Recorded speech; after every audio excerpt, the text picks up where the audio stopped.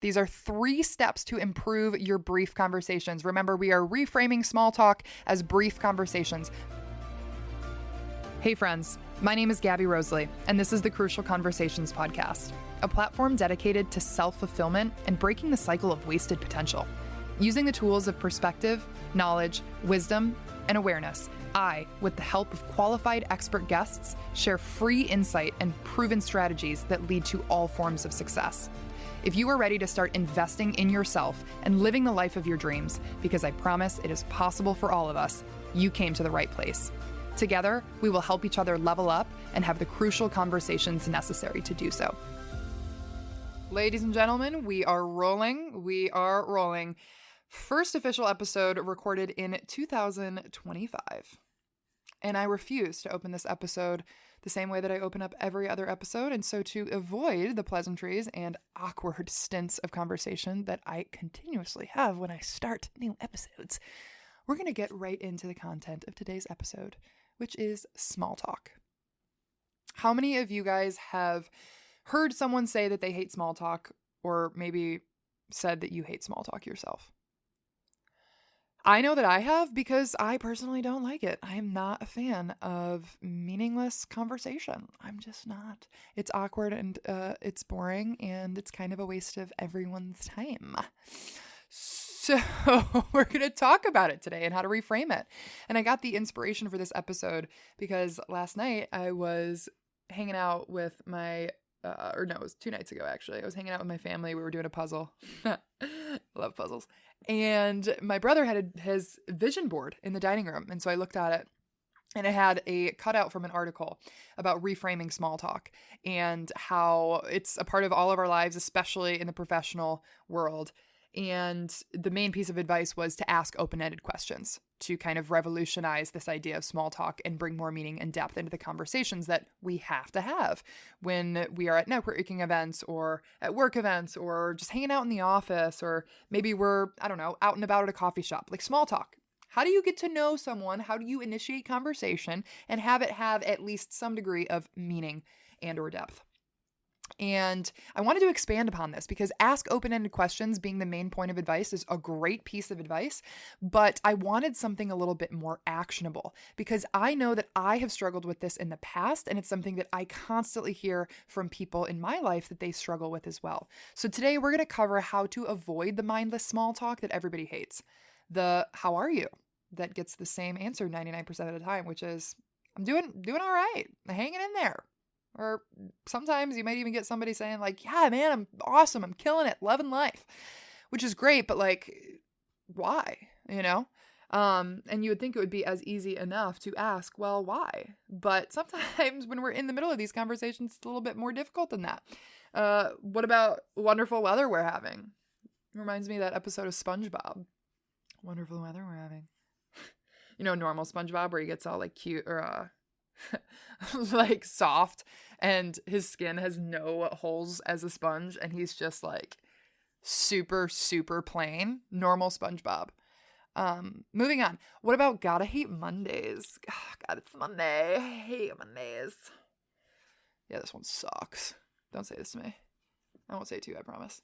But yeah, no, this is not a fun conversation for me to have. And I know that it's not a fun conversation for many of you guys to have.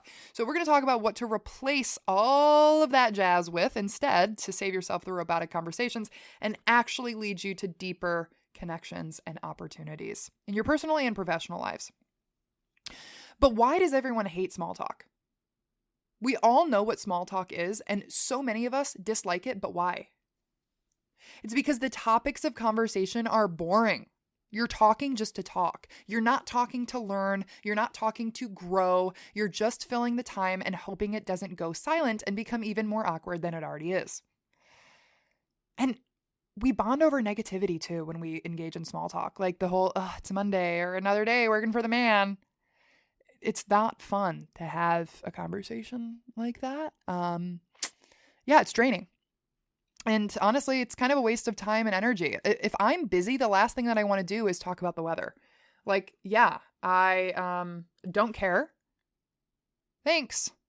And I don't mean to sound like insensitive, but like, listen, I just watched White Chicks the other day with my friend Riley, And you know how what I don't even remember their actual names, but they're like in the car, the two agents are driving them, and one of the girls says something, and the other one's like, "Oh my God, you did not just say that." And the other girl's like, "Well, you were thinking it." And there she was like, "Yeah, but you said it." That's the energy of this episode today. Okay, so what can we replace this kind of thing with to actually lead us to more informative and deeper connective conversations? Ones that actually have genuine interest and depth instead of no meaning and not having any other interest from you yourself or the person in the conversation with you.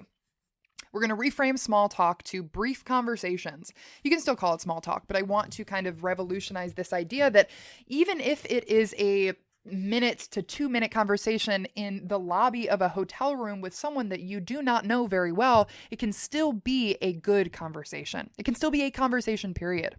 They don't have to be shallow or void of interest, and they definitely don't need to be awkward or forced. In fact, they're an opportunity to learn, grow, connect, and share. The more that we are able to receive other people, the more that the door is opened up for us to share and build those deep connections and walk through the doors of opportunity. And before we continue, you have to adopt this mentality of opportunity. Like, if you don't care to engage in small talk, don't.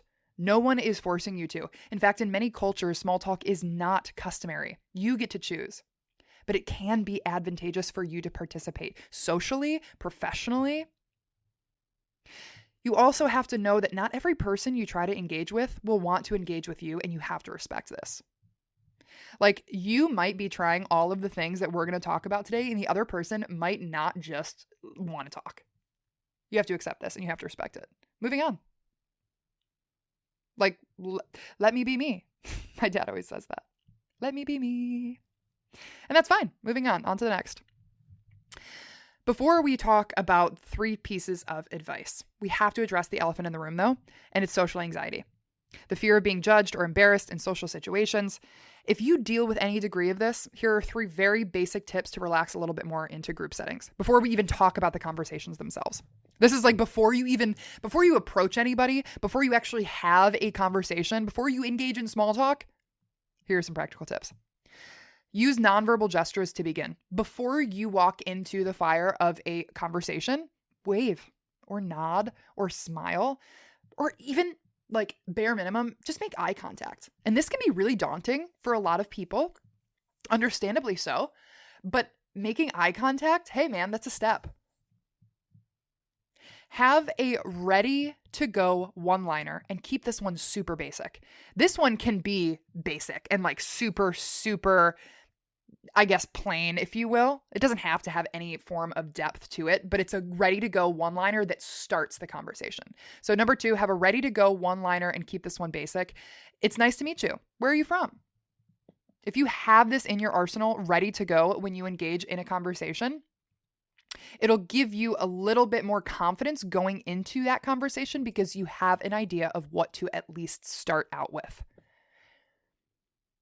Relax your shoulders and hold on to something if it makes you feel better. Coffee, a notebook, a snack. It doesn't have to be an alcoholic beverage. Like, it can be something that you have in your hand, even if it's a pen. Avoid holding onto your phone, though, because I feel like that's kind of rude. And then just have more micro interactions, like at the grocery store when you're checking out. Even if you're at self-checkout, tell the person at the register or in that area to have a nice day. Tell the person who is ringing up your order that you like their nails, that you like their necklace, that you appreciate them taking the time to work with you today. It's crazy. Not only is this good practice to kind of break that barrier of like silence or awkwardness or disconnection, but it brings light to other people's lives. Now, the last question that I'm going to ask you before we go into the actual 3 steps to improve your brief conversations is, when is the last time that you went to bed thinking about something another person did in public? Nobody actually gives that much of an F. We just don't. We are so concerned with ourselves and other people's perceptions of us that we don't have a whole lot of capacity left over to think about what other people did, especially if we don't know them very well or they don't have any effect on our personal or professional lives. Like, I actually do not know. I cannot bring up a time that I have ever gone to sleep thinking about something that a stranger or even a friend or like someone that I know, about something that they did in public, a behavior or a mannerism or what they looked like, or if they did anything embarrassing. Cause like, I don't know, maybe that's just me, but I don't really care that I don't care to keep those things, registered in my brain. So how often do you do that? And then remind yourself that so many other people are in that same boat. They don't have the capacity, nor do they actually care that much. So if you do deal with social anxiety, I know it's a really, really real thing, but remember these couple of things, and also remind yourself that so many people are so caught up in themselves that they have no leftover room to think about you or what you're doing, or register any of the quote unquote embarrassing things that you do in public. All right. Steps. These are 3 steps to improve your brief conversations. Remember, we are reframing small talk as brief conversations. So 3 steps to improve your brief conversations. Number 1, this kind of goes along with ask open-ended questions, because we're going to replace how are you with these open-ended questions. So number 1, get rid of how are you. I do it too, but it's kind of the worst, because every time somebody asks me how I am, not only do I just give a really, really vague answer, but it also doesn't really tell the other person anything about me. It's like, how are you? I'm good. I'm good. How are you? What does this tell you about me? Nothing. It tells you more about like my tone of voice and I guess, the way that I sound than it does have to do anything with my life. So get rid of how are you and instead replace it with, it's nice to see you, then ask an open-ended question that invites the other person to talk about themselves or their lives. It's nice to see you. What'd you do this past weekend? What kinds of exciting things do you have coming up this week or in your life right now? Hey man, it's nice to see you. Where's your head at today? What's going on? How's your morning? You don't have to ask like those 3 questions back to back, but what did you do this past weekend? What kinds of exciting things do you have coming up this week? Where is your head at today? Those are 3 questions that you can replace how are you with, that not only invite other people to share about things that they know. They don't have to come up with anything. They don't have to gloss over the fact that they're actually having a horrible chapter of their lives right now, but they're good. They're hanging in there. No, what did you do this past weekend? Oh, well, I went to lunch with my grandma. Yeah, it was really nice to see her. Oh, awesome, man. Are you and your grandma close? Well, I don't really get to see her as often as I'd like to, but I mean, yeah, I really enjoy spending time with her. Man, that's awesome. I love that you're connected to family. Family's super important to me as well. It just, you know what I'm saying? Like inviting the opportunity to talk about things that are actually going on in our lives. That is what infuses the conversations that we have with depth and meaning. And if you know the person or any minor details about their lives, ask them how a hobby or a project is going, how their vacation was, how their family is. Everybody likes to talk about themselves, and not everybody's going to want to open up. And I'm not telling you that you need to force somebody to release their deepest and darkest secrets or force a conversation to go deep. But when we can ask questions that people have at least some degree of a stake in answering with interest, they're so much more fun to have. If anything, they are less mundane and boring and empty and hollow. So number 1, get rid of how are you and replace it with an open-ended question. Number 2, be curious, not just polite. Show genuine interest in the other person's responses. And this is not hard to do if it is genuine interest. I remember one of the TED Talks that I listened to about active listening very early on in my life, actually. One of the tips about active listening was that, you don't need a set of tips and tricks if you are actually listening. Because when you are actually listening or you actually care about what the other person is saying, they can tell. And you don't need to remind yourself to do or be certain things if you actually care and you're invested in the conversation. Here is a trick to become invested in the conversation. You have an opportunity to make a positive impact on another person's life. And if you're selfish, like take ownership of that and remind yourself, I hope that you're not like super, super selfish. Notice that, that doesn't really get you very far in life. But if you are like, hey, I'm feeling selfish today, a conversation that you have that is brief, that is a small talk conversation, can still be an opportunity for you to make a connection that may or may not turn into an opportunity for you. So number one, you've got the opportunity to have a positive impact on somebody's life, but you also have the opportunity to walk into an opportunity in a conversation with someone new or someone that you know. So be curious, not just polite. And to do this, you can ask thoughtful follow-up questions like, that sounds amazing. How'd you get into that? That sounds really exciting. What has been the most rewarding part? What's been the most rewarding part? Wow, you just went on this freaking awesome sabbatical, on this awesome mission trip, or you just built a sick shack in your backyard. That is dope, dude. What was the most rewarding part about that? Like, genuine interest, man. It's crazy how much this shifts the dynamic of the conversations that we have. So let your curiosity guide the conversation. People open up and share when they truly feel seen and heard. Number 3, infuse value into the conversation. Infuse value. Share something about yourself when it feels natural. Like, I have been trying to get into similar hobby, insert similar activity that a person you're talking to just shared about. Do you have any tips? Value. Do you have any tips for me? Not only is the other person going to feel like they're helping you, and everybody wants to be of service to others, whether you know it, consciously recognize it or not, we all want to be of service. We all want to help other people. We all want to give advice. We all want to be the good guy. You're adding value, not only into your life from the advice, the help that you're receiving, but in the other person and the help and the advice that they get to offer. It's very fulfilling. And if you're currently working on something, share your mission. See if the other person has any connections, thoughts, experiences related to what you're currently working on. You never know where your next seed of wisdom or opportunity is going to come from. This is value that you're infusing into the conversation. And remember what I said earlier.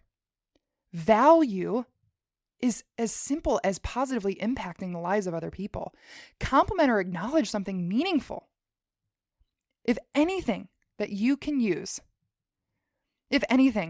from this episode is that a brief conversation, small talk, can be an opportunity to make someone's day brighter.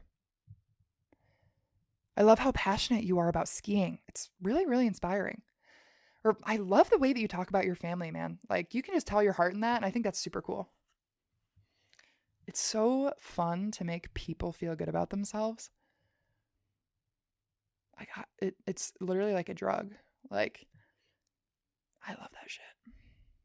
Makes me feel good. All right, so to recap, number 1, first practical step to improve your brief conversations, get rid of how are you and replace with an open-ended question. Number 2, be curious, not just polite. Show genuine interest. Number 3, infuse value into the conversation. And you can do this by sharing about yourself or complimenting or acknowledging something meaningful in the other person or in the conversation. Other practical tips for better brief conversations. Use the environment for inspiration. Like, it doesn't have to be a super, super deep conversation in order to have meaning. I noticed your book bag. Is there a story behind it? Or I noticed you're reading this book. Was there a story behind that? Like, what gravitated you towards this book? So much more fun than talking about the weather or how you hate Mondays. And reframe silences. Embrace those pauses instead of rushing to fill them. Silence often creates space for depth. It doesn't have to be awkward. Silence is actually very necessary in conversation. And then read the room. Don't force it, and adapt your energy to make the other person feel comfortable. Like, if another person is not feeling like talking, don't force it. That's okay. It's totally fine. And if it makes you feel better, make the conscious decision to be like, all right, I'm okay with not having a meaningful conversation. I'm just going to talk because it makes me feel a little bit better. But there can be more intention behind the conversations that we do have. Not every brief conversation is going to be deep, and it's okay, but every moment can be intentional. And when you reframe small talk as an opportunity rather than an obligation, you open the door to deeper connections and richer experiences.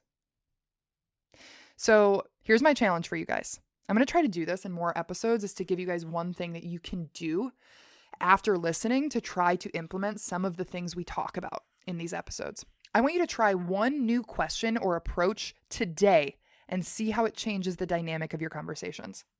Or next time that you are at an event, next time you are around people, next time you have an opportunity to engage in small talk, try a new question or approach and see how it changes the dynamic. Just take mental notes. Conscious awareness is a really beautiful thing. Intentionality is a really beautiful thing. Now, before we close today, I just want to reiterate some of the things that I do outside of this podcast. I offer speaking engagements and workshops and webinars and coaching, as well as community events and retreats. And I focus on communication, community, and connection. So communicating across generations, emotional intelligence in and outside of the workplace, conflict, collaboration, and then a bunch of leadership stuff that has to do with mindset and soul set, team dynamics, connection to vision and purpose. And then all of the same kinds of things that I infuse in my speaking engagements correlate to the workshops that I offer. And those are very interactive and very, very transformational. So they build community and connection. And I do these kinds of things with corporations, sports teams, clubs, different organizations. And they really just improve relationships, implement positive culture, and increase productivity and efficiency by connecting each person deeply to themselves and those that they're surrounded by. So if you guys know of anyone that is interested in working with me, a person who's going to bring their team closer together and make the things that they do more fun, more successful, more productive, more efficient, more fulfilling, I am booking engagements and workshops and webinars for 2025. And I also do have one-on-one coaching available. And my sessions are focused on deep mind, soul, interconnected work. So vision, purpose, systems, communication. And I tailor my sessions to meet each of my clients' needs. So I've focused on preparing for difficult conversations with past clients, both personal and professional, creating systems for aligned action and accountability, and deeper connection to internal conflict and higher self solutions. That's really what I focus on. And I, of course, offer community events and retreats, women's events, co-ed events with things like cacao ceremonies, meditation, breath work, song, dance, authentic relating, discussion circles, all that fun stuff in the greater Michigan area. So if you guys are interested in any of those things, I love to connect with listeners. Reach out to me. You can actually book a call if you follow the link in the episode description to my Calendly. Would love to connect with you guys outside of the podcast. So make sure that you give that a look, and follow me on Instagram, leave the show a review. It helps me so much. And I hope that you guys enjoy the next brief conversation that you have with some of the tips that we talked about in today's episode. Thank you guys so much for listening. I love you all, and I will see you next time on the Crucial Conversations podcast. Ciao.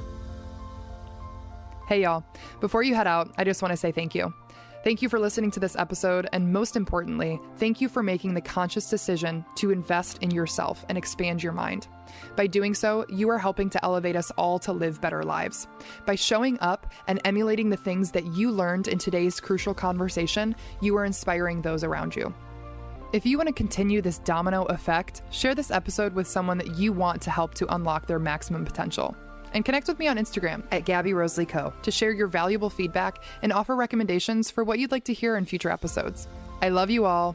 Keep shining your unique lights, and I will see you next time on the Crucial Conversations podcast.